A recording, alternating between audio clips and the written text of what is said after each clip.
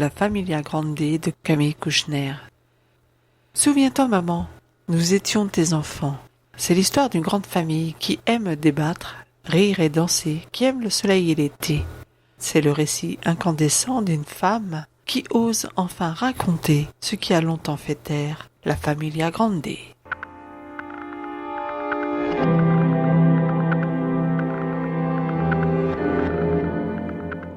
Voilà le livre qui, à l'instar du Consentement de Vanessa Springora, a fait la une des journaux par le thème qu'il aborde et les faits qu'il dénonce. Ce fait, c'est la pédophilie, et pour ici, on rajoutera l'inceste. Une nouvelle fois, il s'agit d'un microcosme, celui de la rive gauche, post 68 Ardes, mais ne nous y trompons pas, les faits se déroulent tout autant dans les autres couches de la société.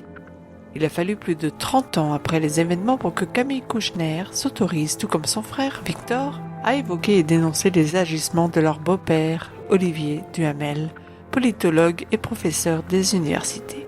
Mais c'est aussi à travers son livre l'émergence de l'omerta qui s'est installée au cœur de la famille, des amis, quand les actes ont été livrés à la parole. Omerta voulue inconsciemment par la victime qui souhaitait avancer et oublier, et omerta des adultes qui n'ont pas su se montrer à la hauteur et ont rejeté la faute sur celui qui était à l'époque l'enfant, comme leur mère par exemple, qui n'a pu imaginer l'imaginable et a préféré, pour peut-être se sauvegarder et ne pas faire face à l'innommable, prendre la défense de celui qui était alors son mari.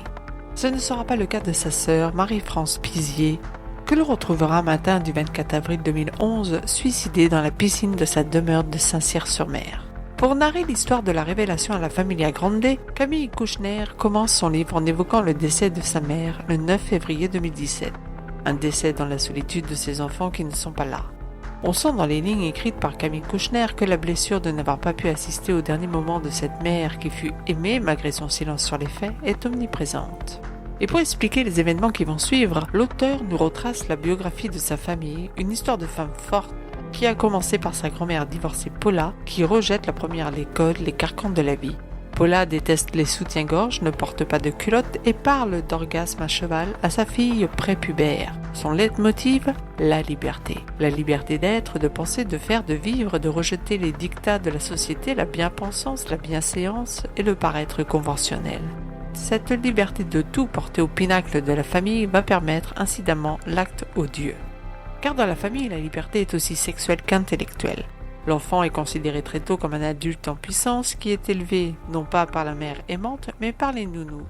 La mère de Camille Kouchner surveille de loin alors les progrès de sa progéniture qui s'ouvre au monde, qui prend ses décisions, qui devient curieuse de tout et de rien et s'élève par elle-même au milieu des adultes.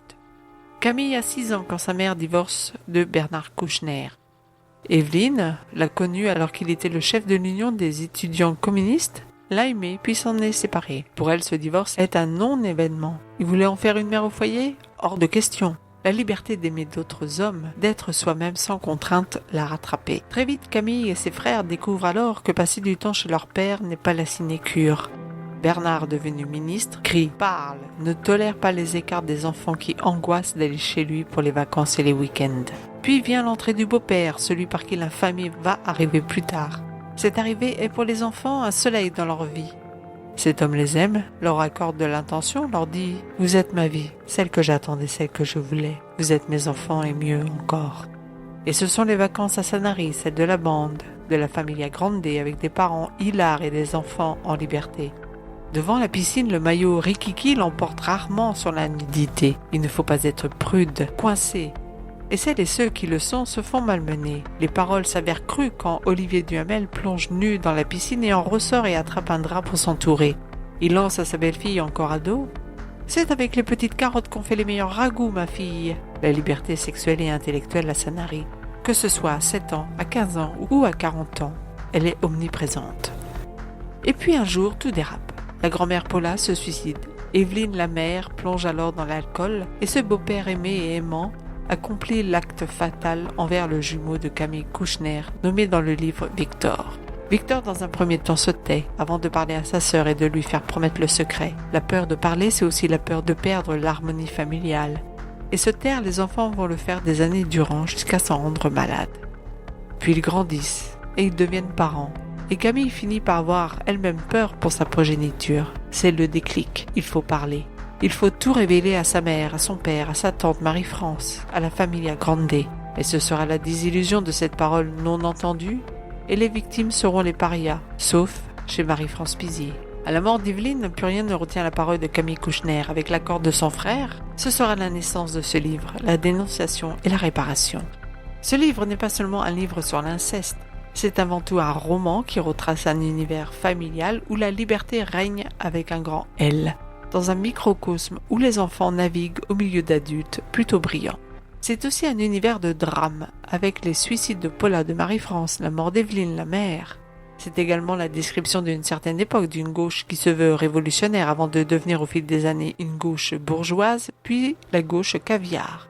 C'est un récit cathartique dans lequel Camille Kouchner décrit ce sentiment de culpabilité qui l'envahit et qui semble la gangréner lentement. Si l'on retient l'histoire de l'inceste, celui-ci n'est finalement pas au cœur du roman autofiction, mais c'est plutôt la relation mère-fille, le rapport mère-enfant. On s'attache à ce récit, on passe par différentes phases, parfois joyeuses, parfois dramatiques. C'est plutôt bien écrit même si le style choisi par l'auteur, des phrases très courtes, sans verbe et hachées, peuvent fatiguer et enlever du plaisir à la lecture. On regrettera le fait de ressortir de ce livre avec l'impression que Camille Kouchner pleure plus sur son sort, sur la perte de sa relation avec sa mère et sa tante que finalement le drame de la révélation de l'inceste. Je me demande même en refermant ce livre si Victor, ce frère victime, n'est pas une deuxième fois victime, en ayant été quelque part forcé à subir la révélation de son drame aux yeux de tous, lui qui a cherché à tracer autrement sa voie et sa vie. Ce sentiment finalement me dérange quand je pense à la rédaction de ce roman comme si c'était Camille qui avait subi l'inceste et non Victor. Est-ce le fait de la gémilité ou un besoin de s'accaparer inconsciemment la douleur de l'autre, comme si l'événement avait été sien? Chacun y fera sa propre idée en lisant ce Familia Grande, auquel j'ai mis la note de 4,5 sur 5. Si vous avez aimé cette chronique, cet avis sur ce livre, n'oubliez pas de mettre un pouce vers le haut, de partager sur les réseaux sociaux afin de nous faire connaître et de vous abonner à notre chaîne si ça n'est déjà fait. Et je vous dis à très bientôt pour une nouvelle lecture sur audétourdunlivre.com.